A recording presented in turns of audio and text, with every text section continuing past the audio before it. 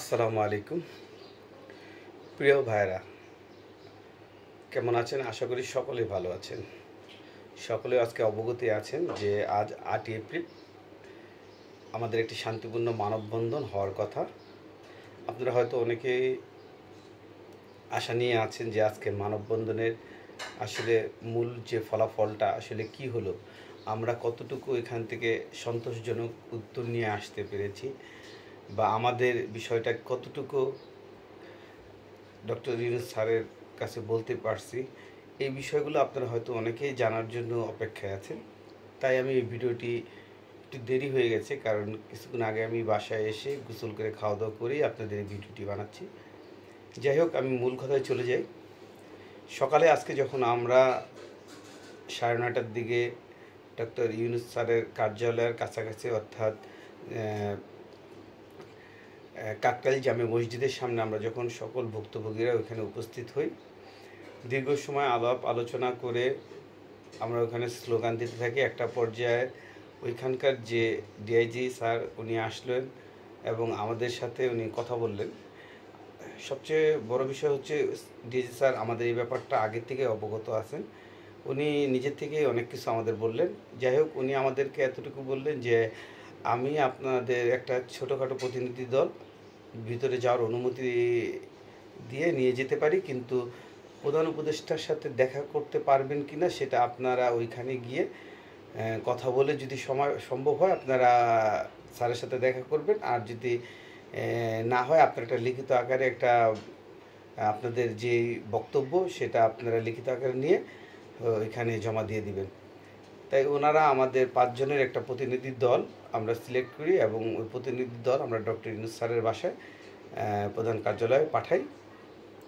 যাই হোক, আমার ভাইয়েরা 5 জন প্রতিনিধি দল যখন ওইখানে গিয়ে উপস্থিত হয়, তখন আমরা ওইখানে এরপর কিছুক্ষণ অপেক্ষা করি, কিন্তু যেহেতু ওইখানে 144 ধারা জারি করা থাকে কাকরাইল জামে মসজিদের ওই এরিয়াটায় কোনো সভা সমাবেশ হওয়া নিষিদ্ধ, তাই আমাদের ওইখানে আর অবস্থান করতে দেয়নি।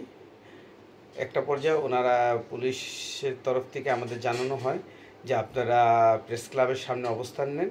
তখন আমরা ওইখান থেকে এক প্রকার বাধ্য হয়ে প্রেস ক্লাবের সামনে আসি এবং ওইখানে এসে আমরা বেশ কিছুক্ষণ অবস্থান নেই। অবস্থান নেওয়ার পর আমরা একটা পর্যায়ে আমাদের যে প্রতিনিধি দল পাঠিয়েছিলাম তাদের সাথে আলোচনা করি এবং আলোচনা করে জানতে পারি যে তারা এখনও স্যারের সাথে কোনো প্রকার দেখা করার সুযোগ পায়নি।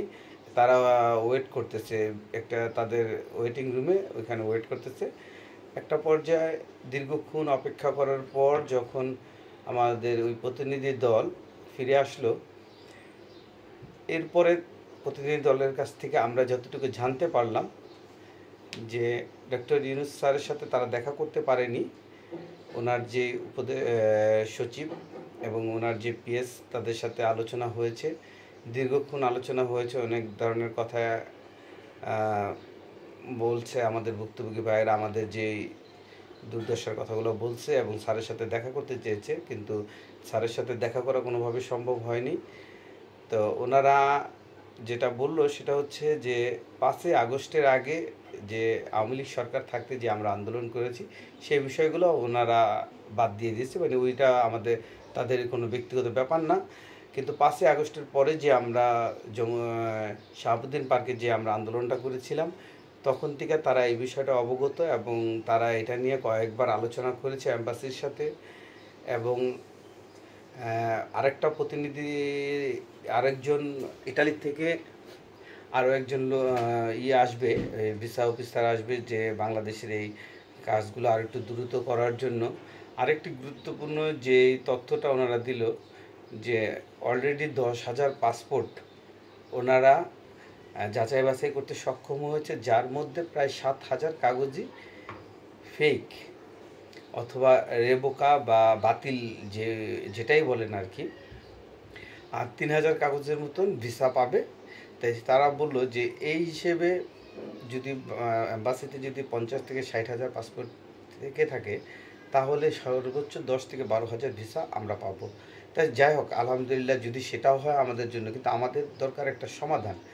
কিন্তু সর্বোপরি যেটা আমি বলতে চাচ্ছি যে ওইখান থেকে আসলে আমাদের সেই আগের মতনই আশ্বাস দিয়েছে যে আপনারা অপেক্ষা করেন, এটার একটা দ্রুত সমাধান হবে। আমরা সর্বপ্রকার চেষ্টা করতেছি যাতে এটা একটা সমাধান হয়। এখন ওইখান থেকে এছাড়া আর কোনো আশ্বাস আমরা পাইনি, যদিও আমাদের প্রতিনিধি দল সেই আশ্বাস তো যে করেছে তাদের এটাকে তারা প্রত্যাখ্যান করেছে, বলছে যে আমরা আপনাদের এ পূর্বেও আমাদের অনেকবার আশ্বাস দেওয়া হয়েছে, তাই আমরা আর এখানে এটা আপনাদের এই কথা শুনে আমরা হয়তো ফিরে যাব, কিন্তু আপনাদের এইটা আমরা আর মানলাম না, কারণ আমরা এখন নতুন সিদ্ধান্ত নেব। কারণ আসলে আমাদের প্রতিবারই আশ্বস্ত করা হয়, কিন্তু এটার কোনো ফলাফল হয় না। এই যে 10,000 পাসপোর্টের নিষ্পত্তি হয়েছে, এটা 2023 এবং 24 সালে যে নুলস্তাগুলো অ্যাম্বাসিতে জমা ছিল ওইখান থেকেই কাগজগুলো যাচাই বাছাই করা হয়েছে। এখন 10,000-এর পাসপোর্ট যদি তারা যাচাই বাছাই করে নিষ্পত্তি করে থাকে, তাহলে যেই পরিমাণ বর্তমানে ভিসা হচ্ছে, যে পরিমাণ ভিসার ডেলিভারি দিচ্ছে রিজেক্ট কন অথবা ভিসা বলেন, সর্বোচ্চ 3 বিএফএস মিলে 50 থেকে 60টা বা কখনো 70টা এই রিসেন্টলি 2-4 দিন ধরে দেখা যাচ্ছে। কিন্তু যদি এইভাবেও দিতে থাকে তাহলেও তো 1 বছর লেগে যাবে এই ভিসা। এখন আপনারাই বলেন যে আজকে আমরা যদি এখন তাদের কথা মেনে চলি তাহলে হয়তো আমাদের দুর্গতি ছাড়া আর কিছুই নেই। আর আমরা যদি এখনও যদি 50-60 হাজার, যদি 40,000 এখনও ফেক কাগজ থাকে, তাহলে তারা এতদিন কী কাজ করলো? আসলে ভাই, সর্বোপরি যেটা আমি বলতে পারি যে আজকের যে আমরা মানববন্ধন করেছি, আসলে এটা সেই আগের মতোই নিয়ে আশা নিয়ে আমরা এসেছি। যাই হোক, একটা পর্যায়ে আমরা প্রেস ক্লাবের সামনে থেকে আবারও পররাষ্ট্র মন্ত্রণালয়ের সামনে উপস্থিত হই। তখন ওইখানে পুলিশ আমাদের বাধার সম্মুখীন হয়ে আমরা আবার ওইখান থেকে ফেরত চলে আসি। এরকম করতে করতেই দুপুর প্রায় 3টার কাছাকাছি চলে আসছে। পরে আমার শরীরটা আবার ভালো লাগে না, তাই আমি ফেরত এসেছি। যদি আমার ভুক্তভোগী ভাইয়েরা ওইখানে আজকে অবস্থান নেওয়ার একটা চিন্তা ভাবনা আছে, যদি এরকম চিন্তা ভাবনা থাকে তাহলে অবশ্যই আমি আবার চলে যাব তাদের সাথে, কারণ আমিও একজন নিজে ভুক্তভোগী। ভাই, আজকে সারাদিন মনটা অনেক খারাপ। আমি আপনাদের কি আপডেট দেব, আমার নিজেরই মনটা খারাপ, কারণ আমি নিজেও তো একজন ভুক্তভোগী। আসলে আমার আপনাদের যে কি বলবো, আমার নিজের কাছেই ভালো লাগতেছে না যে পরিস্থিতিটা আসলে খুব ভয়াবহ। আমাদের যে আসলে কি হবে সেটা একমাত্র আল্লাহই ভালো জানে। আর কতদিন যে এটা নিয়ে ঝুলতে হবে এটাও এখন আসলে আর বলা যাচ্ছে না, কারণ আমরা সর্বোচ্চ পর্যায়ে আমরা চলে গেছি। এরপর আর কোথাও নেই। আমাদের রাষ্ট্রপ্রধান যদি আমাদের উপকার না করে তাহলে আর কেউ নেই। যেহেতু উনিও ওনার কাছ পর্যন্ত আমরা যেতে পারিনি, যদিও উনি বলছে যে আমাদের এই যে আমরা যে কাগজটা উপদেষ্টার কার্যালয়ে দিয়েছি, সেই কাগজটা ওনার কাছে যখন হয়তো পৌঁছাবে, হয়তো উনি একটা পদক্ষেপ নেবে। কিন্তু আসলে আমাদের যে আসলে কতটুকু এটার সমাধান হবে, এটা একমাত্র উপর আল্লাহ ছাড়া আর কেউ বলতে পারে না। তাই আমি সকল ভুক্তভোগী ভাইদেরকে অনুরোধ করব, আপনারা যারা আপনার মাধ্যম আছেন, যদি একান্তই শক্তিশালী মাধ্যম মালিক না হয়ে থাকে, তাহলে আপনারা আপনাদের যেই অর্থ তাদের কাছে দিয়েছেন সেটা ফেরত নেওয়ারই চেষ্টা করেন। না হলে দীর্ঘদিন আরও ঝুলে থাকবেন।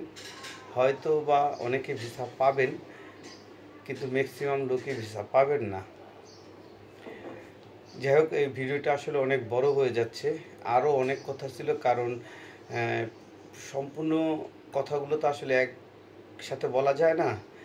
আরও অনেক ভিডিও আমার এখানে করা আছে। আমার নেটের কারণে আমি আপনাদের অনেক ভিডিও আপলোড দিতে পারিনি, নেট সমস্যা ছিল। যাই হোক, আপনারা